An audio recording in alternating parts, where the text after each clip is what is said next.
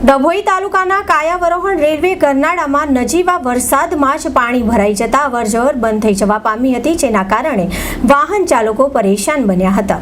ડભોઈ તાલુકાના કાયાવરોહણ રેલવે ગરનાળામાં પાણી ભરાતા આવન જાવન થઈ બંધ, વાહન ચાલકો પરેશાન। માત્ર નહીં, જેવા વરસાદમાં કાયાવરોહણથી ગામમાં જવા માટે અવરજવર કરતા વાહનો અને રાહદારીઓને મુશ્કેલીનો સામનો કરવો પડી રહ્યો છે। તંત્રની બેદરકારીના કારણે વારંવાર રજૂઆત કરવા છતાં પણ ડભોઈ કરજણ રેલવે ગરનાળું બનાવવામાં આવ્યું।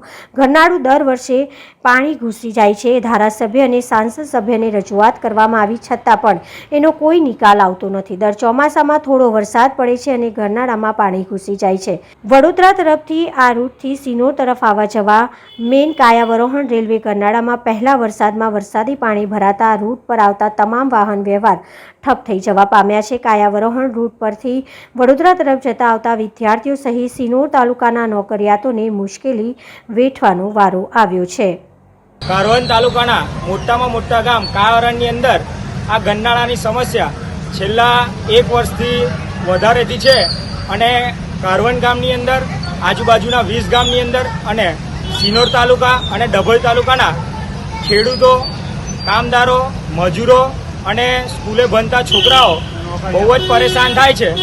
તો આ પરેશાનીનો ઉકેલ કરવા માટે અમે તંત્રને વારે ને ઘડીએ વિનંતી કરી છે, આવેદનપત્રો આપ્યા છે, સંસદ સભ્યને આવેદનપત્ર આપ્યા છે, દિલ્હીની અંદર આવેદનપત્રો આપ્યા છે, પણ એનો કોઈ નિકાલ આવ્યો નથી।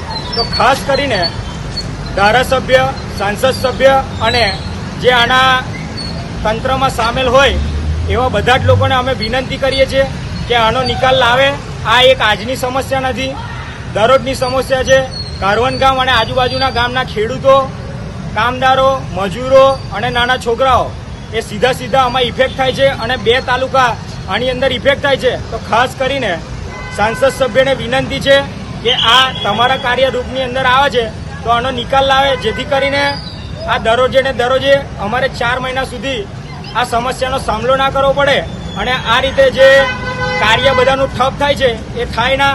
તો ખાસ ને ખાસ વિનંતી છે કે આવનારા સમયની અંદર આનો નિકાલ નહીં આવે તો કારવન ગામના લોકો અને આજુબાજુના ગામના લોકો ગાંધી ચિંધ્યા માર્ગે આંદોલન કરશે।